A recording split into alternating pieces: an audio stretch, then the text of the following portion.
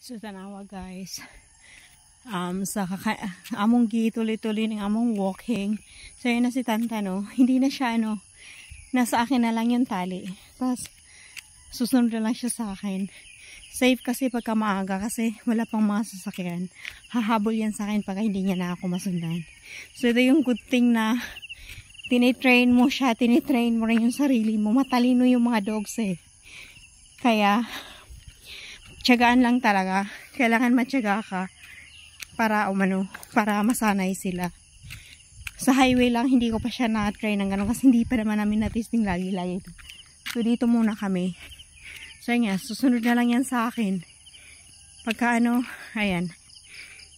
Kasi hindi na siya lumalayo. Talagang kailangan lang talaga i-train. Kasi lang may noticide pa rin yan siya guys. Kahapon yan eh. Kahapon, grabe yung kakulitan niya. Ang dumi niya. Umuwi kami sa bayan, dumi. Bagong ligo lang si Tanta no, isang araw kailangan ulit paligon kasi ang dumi na niya.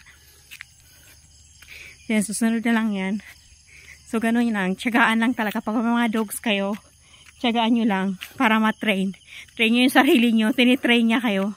Train mo rin siya. Mag-training kayong dalawa. So, ayan na siya.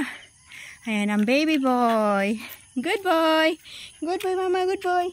Good boy. Good boy. Good boy, guys. Good boy. Ayan. Diba?